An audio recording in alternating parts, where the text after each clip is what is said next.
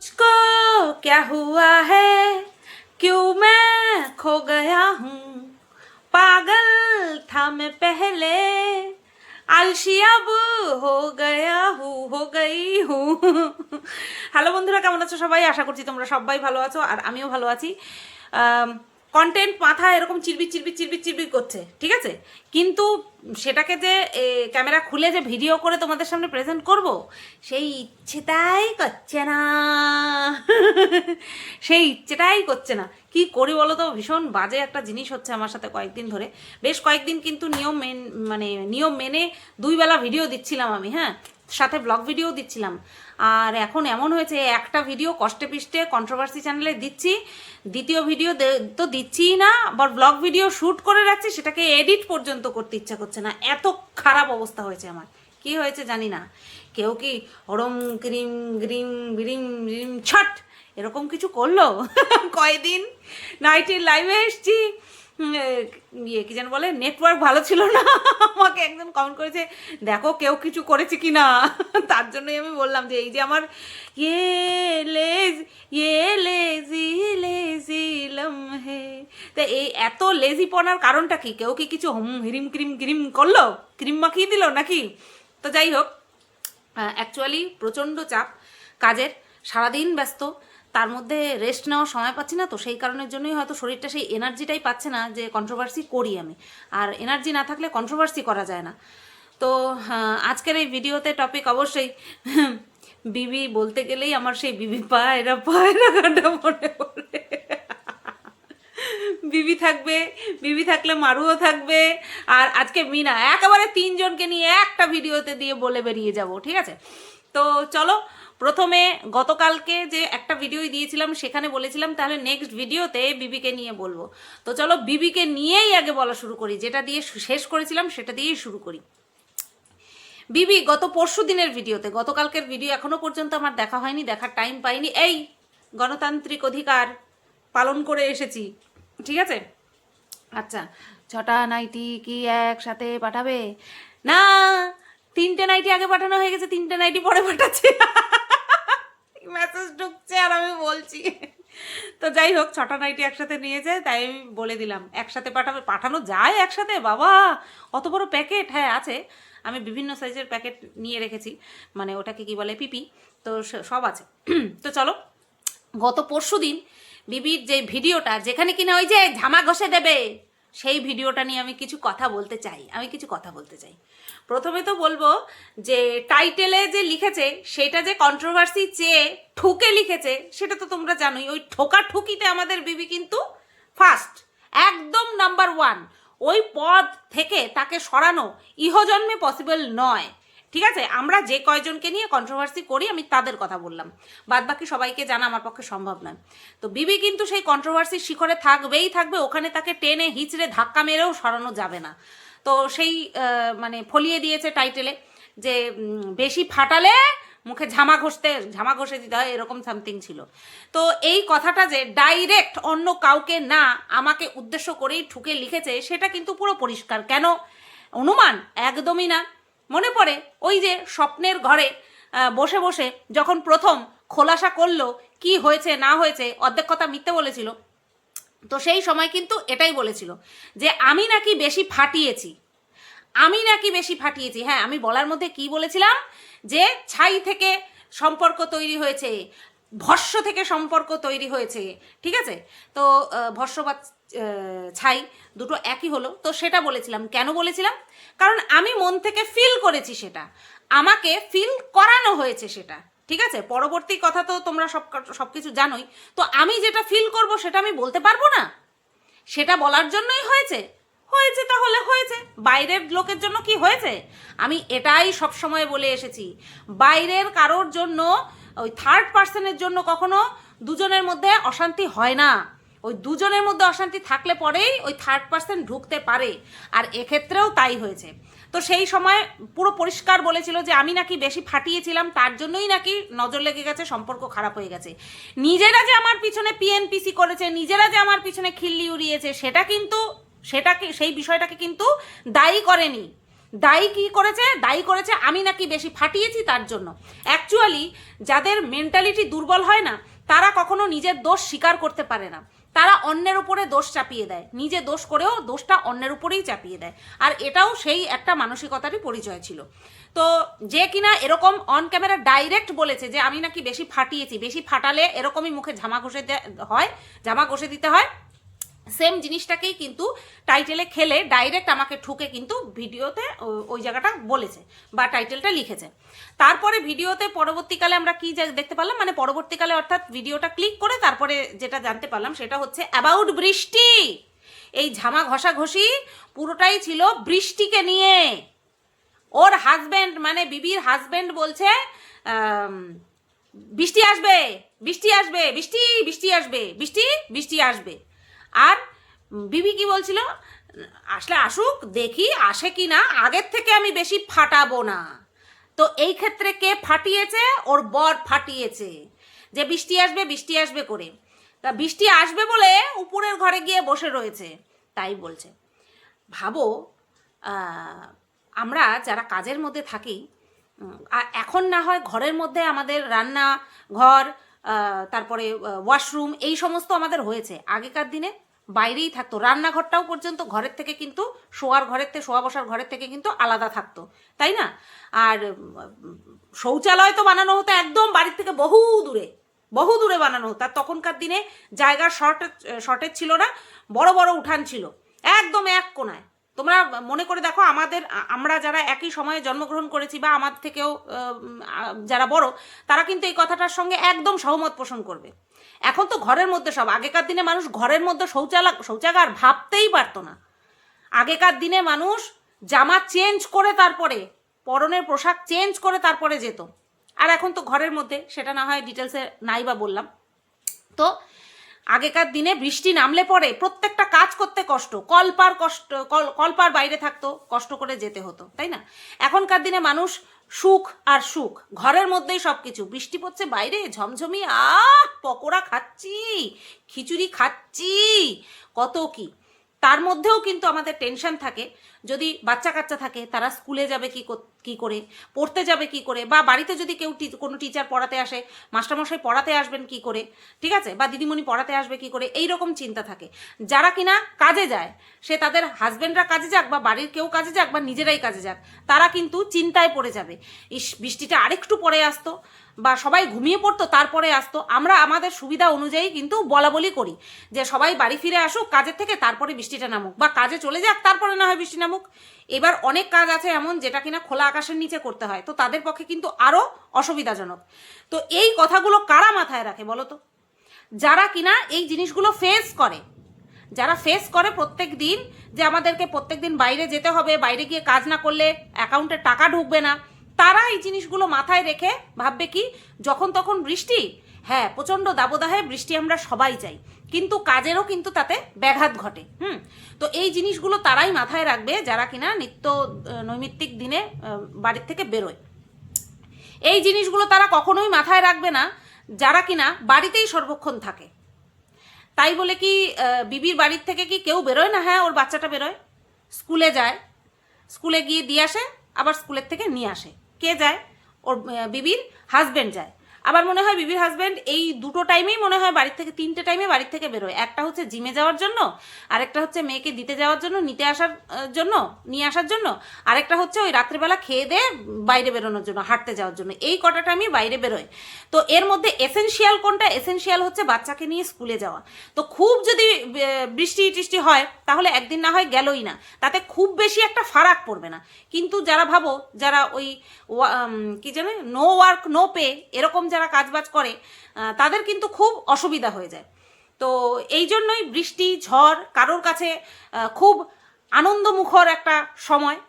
আবার ঝড় বৃষ্টি, বিশেষ করে ঝড়, এগুলো হচ্ছে আতঙ্কের কারণ।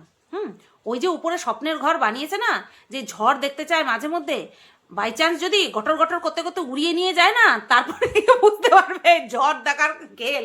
হ্যাঁ, তো যাই হোক, এরকম এরকম প্রচুর হয়েছে না, এরকম হয় অহরহ। টিনের চাল উড়িয়ে নিয়ে যাওয়া খুব সহজ, টালি ভার, টিন অত ভার হয় না। আর এখনকার দিনে টালির ঘর দেখা যায়ই না। ওই টিন, তারপরে এখনকার টিন ওই আগেকার দিনের টিনের মতন না, এখনকার টিন আবার আলাদা, ওই আমাদের ছাদে যে শেড দেওয়া হয়েছে সেই টিন এখন লোকে ব্যবহার করে। তো যাই হোক, উদ্ভট মানুষের উদ্ভট উদ্ভট ইচ্ছে থাকতেই পারে। তো এটাই দেখছিলাম যে বৃষ্টি আসা নিয়ে দুজনের মধ্যে কত কথা।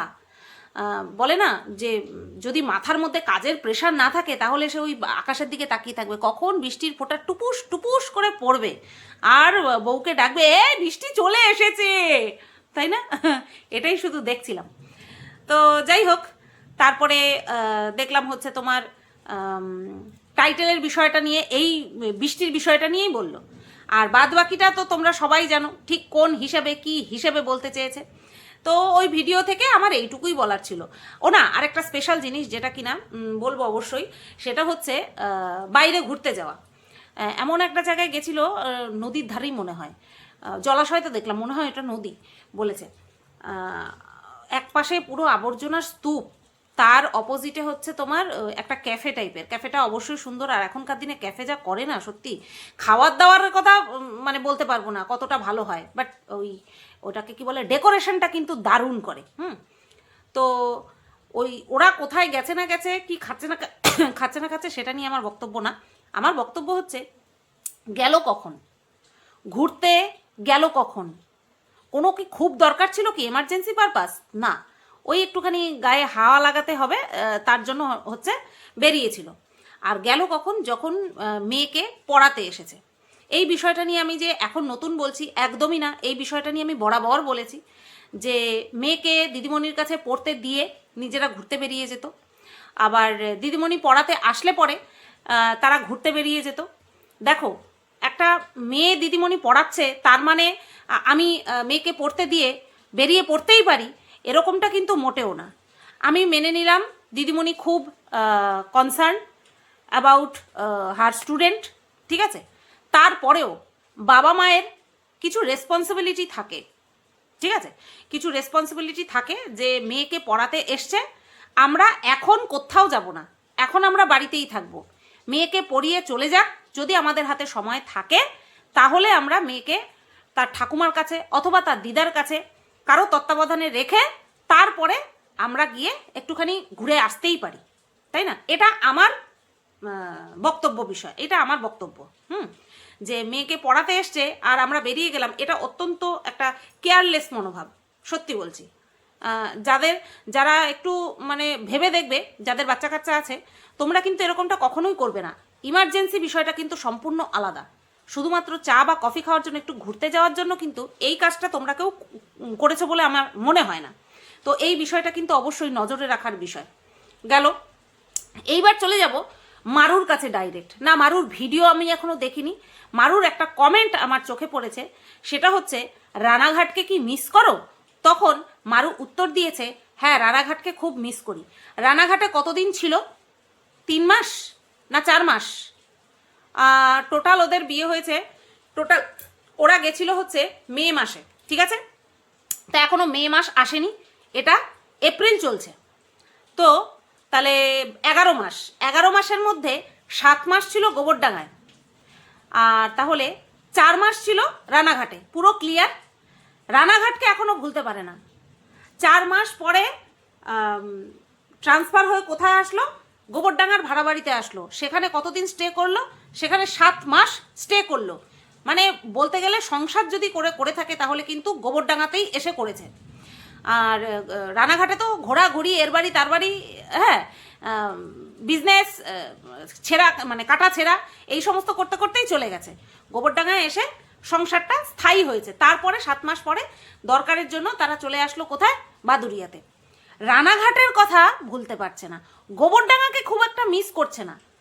তো এই যে একটা মন্তব্য, হ্যাঁ, রিপ্লাই, একটা কোয়েশ্চেনের পরিবর্তে যে রিপ্লাই করেছে মারু, তাতে কিন্তু পুরো পরিষ্কার যে মারু কিন্তু আকু পাকু করছে বিবিকে ফেরত পাওয়ার জন্য। এবার এটা দিদি বোনের টানও হতে পারে, আবার অন্য কিছুর টানও হতে পারে। আর এই অন্য কিছুর মধ্যে অবশ্যই ভিউজ ম্যাটার্স, কারণ বড় ব্লগার, তার সান্নিধ্যেই দাঁড় করানো এই চ্যানেল, তার সঙ্গে আবার যদি পুনরায় মিল হয়, আবার যদি যাতায়াত হয়, মস্ত বড় একটা কন্টেন্ট রয়েছে হাতে, কন্টেন্ট এই কারণেই বলছি, কারণ মারুই নিজের প্রেগনেন্সিকে অনেক বড় একটা কন্টেন্ট বলে মনে করে, যেটা কিনা সে প্রত্যেক মুহূর্তে বলে দিয়েছে। তো সেই কারণের জন্যই বললাম কন্টেন্ট অনেক বড় একটা কন্টেন্ট হাতে রয়েছে। সেই জায়গায় দাঁড়িয়ে যদি এত বড় একটা ব্লগারের সঙ্গে পুনরায় সব কিছু ঠিক হয়ে যায়, তাহলে তো কোনো কথাই নেই। ভিউজের দিক থেকে সোনায় সোহাগা।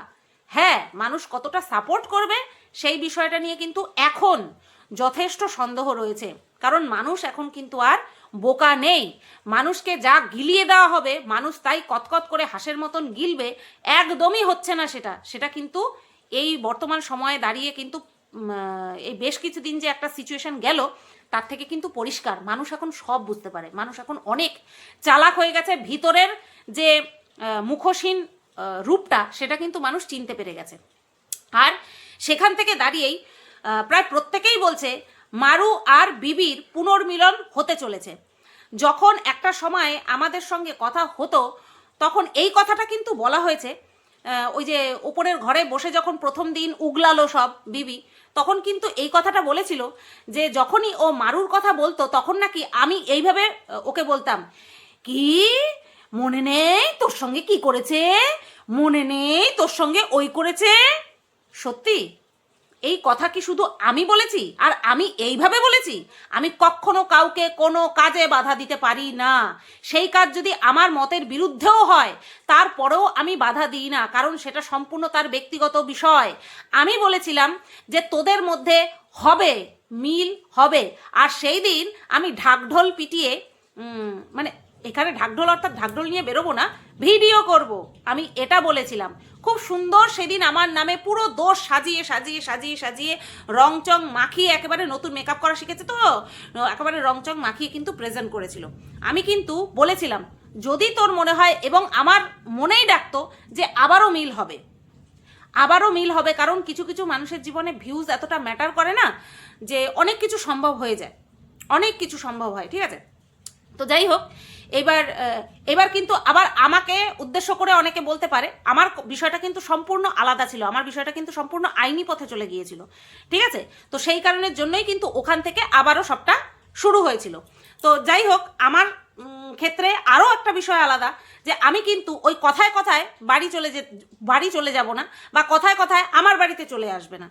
সুতরাং ভিউজের বিষয়টা সেটা কিন্তু আমার ক্ষেত্রে অতটা প্রযোজ্য নয়, যেটা কিনা মারু আর বিবির ক্ষেত্রে একসঙ্গে হয়ে গেলে যতটা প্রযোজ্য।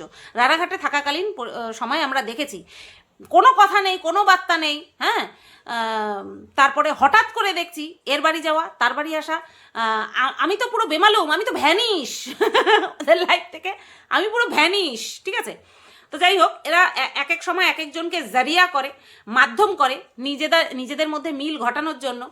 আমি একেবারে ঝাড়া হাত পা হয়ে বেরিয়ে এসেছি, এখন আমি শুধু দর্শক, আর দর্শন করার পরে তারপরে আমি একজন বক্তাও হয়ে যাব, ভিডিও বানিয়ে ফেলবো, কোনো অসুবিধা হবে না।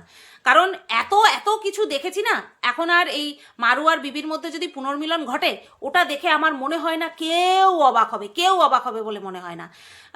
শুধু যেটা হবে সেটা হচ্ছে লোকে রেডি করে রেখেছে, ওর সঙ্গে যদি ওর মিল হয় ক্রিয়েটাররা এটা বলবে ওটা বলবে, ভিউয়ার্সরা এটা বলবে ওটা বলবে। ঠিক আছে, তো এটা হচ্ছে বিষয়। মারুর রানাঘাটকে মিস করার একটাই কারণ, অন্য কোনো কারণ নেই। না মারুর ওখানে কোনো আত্মীয় স্বজন রয়েছে, না মারুর জন্মস্থল ওটা, তাহলে রানাঘাটকে এত মিস করার কি কারণ? সেটা একটাই কারণ, সেটা তোমরা সবাই বেশ ভালো মতনই বুঝতে পারছো। সামনে বড় কন্টেন্ট, সামনে অনেক খরচা আছে। ঠিক আছে, তো সবটাই আর মুখে ভাঙিয়ে তোমাদের বলতে হবে না। সবাই বলো তো কি পেলে আবার দেওয়ার মতন মানসিকতা সবার থাকে না। যারা কিনা আমাকে শত্রু বানিয়ে রেখেছে তারা কথায় কথায় বলবে আমাকে সোনার লকেট দিয়েছে, তারা তাদের বিবেককে জলাঞ্জলি দিয়েছে, কারণ তারা এটা বলতে পারে না যে সোনার লকেটের পরিবর্তে সোনার কানের কিন্তু আমি দিয়েছি, সেটা তারা বলতে পারে না, কারণ সেটা বললে তারা আবার তাদের দর্শক তাদের উপরে রুষ্ট হবে, কারণ তারা কখনোই এক্সপেক্ট করে না তাদের কাছ থেকে নিরপেক্ষ কথা। বুঝতে পেরেছো? পক্ষপাত দোষে দুষ্ট ভিউয়ার্সগণ, পক্ষপাত দোষে দুষ্ট হচ্ছে এটাকে কি বলে, ক্রিয়েটারদেরকেই বেছে নেয়। তো যাই হোক, ওটাই বলছি যে সবাই পেলে কিন্তু সবাই সমান ভাবে দেওয়ার ক্ষমতা রাখে না, আবার মানসিকতাও রাখে না। ক্ষমতা থাকলেই যে মানসিকতা থাকবে এমনটাও না, আবার মন চাইলেই যে ক্ষমতায় কুলাবে এরকমটাও কিন্তু না। আমার ক্ষমতা ভগবান দিয়েছিল, আর মানসিকতা তো অবশ্যই ছিল, তার জন্য আমি পেরেছি। এইবার বাদবাকি অনেকের আবার ক্ষমতা থাকলেও মানসিকতা থাকে না। এই গেল মারুর ওই কমেন্টের বিষয়টা নিয়ে আমার কিছু বক্তব্য। এইবার নেক্সট টপিক হচ্ছে মিনার গতকালকের ভিডিওর টাইটেল, ঠিক আছে? মানে ও বলতে চেয়েছে ও যেটা ডিসাইড করে সেটাই করে, সেই ডিসিশন বদলে দেওয়ার ক্ষমতা বা সাধ্য কোনো বাবার নেই। আমি টাইটেলটা একটুখানি ডিটেলসে পড়ি, নতবা আমার শান্তি হবে না। 1 মিনিট। প্রথমে লিখেছে, একটা জায়গার নাম দিয়ে লিখেছে আমি আর পারছি না, মানে দুটো টপিক। 1 নম্বরে লিখেছে ড্যাশ জায়গার নাম আমি আর পারছি না, 2 মিনা যেটা মনে করে সেটাই করে, কোনো বাবার সাধ্য নেই সরানোর। দেখো, এই যে আমি আর পারছি না, ফিরছি না, সরি পারছি না, ফিরছি না। তো প্রথম টপিকটা হলো 1 নম্বর দিয়ে লিখেছে আমি আর ফিরছি না, কোনো একটা জায়গার নাম করে বলেছে আমি আর ফিরছি না। সেটা ডে 1 থেকেই ডিসাইডেড ছিল যে ও আর ফিরবে না। যে কোনো একটা জায়গার নরক রূপ দেখে নেয়, তারপরে সেই জায়গার প্রতি তার আর কোনো টান থাকে না, ঠিক আছে? তো সেই কারণের জন্য ও যে আর ফিরবে না সেটা প্রথম থেকেই ডিসাইডেড ছিল। 2 নম্বরে লিখেছে মিনা যেটা মনে করে সেটাই করে, কোনো বাবার সাধ্য নেই সরানোর। এই টাইটেলটা ডিটেলসে না পড়লে আমার ভিডিও করতে সুবিধা হচ্ছিল না। তো প্রথমটা তো বলে দিলাম যে ও ফিরবে না, সেটা আমি জানতামই, আমরা সবাই জানতাম, এবং না ফেরাটাই উচিত। যার রূপ দেখছি তাতে করে না ফেরাটাই উচিত, আর ফেরার এখন আর কোনো প্রশ্নই নেই। এবার সেকেন্ড যে বিষয়টা সেটা হচ্ছে একদম খারাপ একটা লাইন লিখেছে।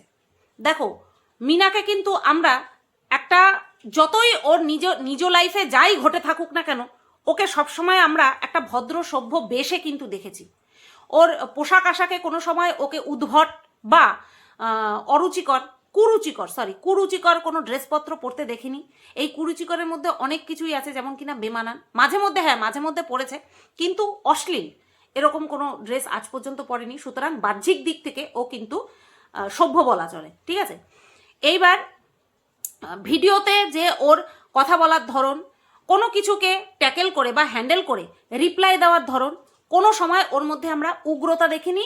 রেয়ার একবার দেখেছিলাম ওই বাচ্চার বাবাকে কেন্দ্র করে যখন কিনা 2টো স্ট্রাইক দিয়েছিল তখন, আর একবার দেখেছিলাম দিল্লিতে থাকাকালীন প্রত্যেকটা কন্ট্রোভার্সি ক্রিয়েটারকে কটাক্ষ করে কথা বলেছিল। এই 2বার দেখেছিলাম। আর প্রথমবারে তো কিছু বলার জায়গা নেই, কারণ ওইভাবে স্ট্রাইক দিয়ে দিয়েছে, ওর ওইভাবে ফেটে পড়াটা খুব স্বাভাবিক ছিল। কিন্তু হ্যাঁ, সেই ফেটে পড়ার মধ্যে যেই বিষয়টাকে ও শিখণ্ডী করেছিল সেই বিষয়টাকে শিখণ্ডী করে ঠিক করেনি। এখন শিখণ্ডী কথাটা ইউজ করছি এই কারণেই, তখন ভেবেছিলাম সত্যি হয়তো ও বাচ্চাটাকে নিজের কাছে আনবে, কিন্তু এখন তো দেখছি সেরকম কিছুই না। সুতরাং সেটা শুধুমাত্র শিক্ষা দেওয়ার জন্য ওই রকম একটা কথা বলেছিল বাচ্চাকে নিয়ে, যেটা কিনা নট অ্যাকসেপ্টেবল। এবার সেকেন্ড যেটা করেছিল সেটা হচ্ছে কন্ট্রোভার্সি ক্রিয়েটারদেরকে নিয়ে, সেই জন্য তো ওকে প্রচুর পরিমাণে কটাক্ষ করা হয়েছিল, এবং আমিও করেছিলাম। আর আমি যখন কাউকে কটাক্ষ করি কোনো রকম কোনো বলে না ওটাকে কমতি রাখি না, যে যতটুকু ডিজার্ভ করে তাকে ততটুকু দিয়ে দিই। এই আবার দেখলাম ওর টাইটেলে একটা ঔদ্ধত্যপূর্ণ লেখা যে কোনো বাবার সাধ্য নেই সরানোর। এটা তো ভীষণ পরিমাণে একটা কুশিক্ষার পরিচয়, যে বাবা তুলে ও টাইটেলে লিখেছে যে কারোর বাবার সাধ্য নেই। কেন বাবাকে কেন টানতে হবে?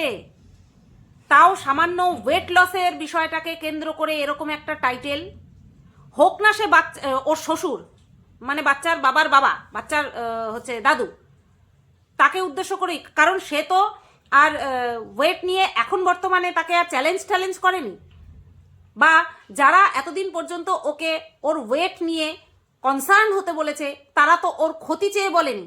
সুতরাং এখানে বাবাকে টানার প্রশ্নই নেই। হঠাৎ করে এরকম একটা ডেসপারেট হয়ে একটা খারাপ বাক্য ব্যবহার করার পেছনে একটাই কারণটা হচ্ছে এই যে ও নিজের নামে জমি কিনেছে আর তাতে করে ও এত প্রশংসা পেয়েছে যে ও ওর লিমিটটা ভুলে গিয়ে এইরকম একটা টাইটেল লিখে দিয়েছে। ঠিক আছে, অতিরিক্ত প্রশংসার ফলে নিজের লিমিটটা ক্রস করে গিয়ে একটা অভদ্রতা দেখিয়ে ফেলেছে, যেটা কিনা ওর কখনোই উচিত হয়নি। আর এরকমটাই যদি হবে যে ও যেটা ডিসাইড করে সেটাই ও করে থাকে, তাহলে এখন তো পরিষ্কার যে সন্তান নেওয়ার জন্য ও কোনোভাবেই কোনো দিনই ডিটারমাইন্ড ছিল না, কোনোভাবেই ডিটারমাইন্ড ছিল না। কারণ ও যদি ডিটারমাইন্ড থাকতো তাহলে তো ওকে সরানোর সাধ্য কারোর ছিল না। ও এখানটায় বাবা ইউজ করেছে, আমি এখানে কারোর বাবা টানবো না, কারোর তো সাধ্য ছিল না। তার মানে এটা পরিষ্কার যে এই বাচ্চা আনার বিষয়টা পুরোপুরি ও ভিউজের জন্য করেছিল, পুরোপুরি ভিউজের জন্য করেছিল। এই বাচ্চার জন্য জামা কাপড় কিনছে, বাচ্চার জন্য রূপোর আংটি নিয়েছে, বাচ্চার জন্য খেলনা, বাচ্চার জন্য ছোট্ট ফ্যান, এগুলো সম্পূর্ণটাই ওর কাছে কন্টেন্ট ছিল। যেই বাচ্চাকে ছেড়ে ও বেরিয়ে এসেছে, কোন পরিস্থিতিতে ছেড়ে বেরিয়ে এসেছে সেটা মাথায় রেখেই ওকে সবাই সাপোর্ট করেছিলাম আমরা, তাই না? কিন্তু পরবর্তীকালে ও বাচ্চা নিয়ে যেই কাজটা করে দেখিয়েছে, তো সেইখানটায় দাঁড়িয়ে ওকে কিন্তু অনেকে কটাক্ষ করেছে আর অনেক মানুষ ওর সঙ্গ ছেড়ে দিয়েছিল। পুনরায় আবার যখন ও নিজের মানে চারপাশটা ঠিকঠাক রেখে একটা জমি কিনেছে, যখন সবাই প্রশংসা করছে, তখন হঠাৎ করে ওভার কনফিডেন্স, অ্যাকচুয়ালি এটা ওভার কনফিডেন্সের বশবর্তী হয়ে তারপরে এই ধরনের একটা টাইটেল লিখেছে। দেখো, ও যদি এটা বলতো যে আমি যেটা ডিসাইড করি সেটা আমি করবই, তাও এই জায়গাটাতে বাচ্চার প্রসঙ্গটা থাকতোই, কিন্তু কমসে কম একটা ভালো লাইন থাকতো। ওই লাইনের মধ্যে এমন কোনো কিছু থাকতো না যেটাকে নিয়ে ওটাকে কি বলে অসভ্যতা করেছে সেটা বলা যায়, এরকম কোনো জায়গা থাকতো না। কিন্তু বাচ্চার বিষয়টা কিন্তু থাকতোই থাকতো।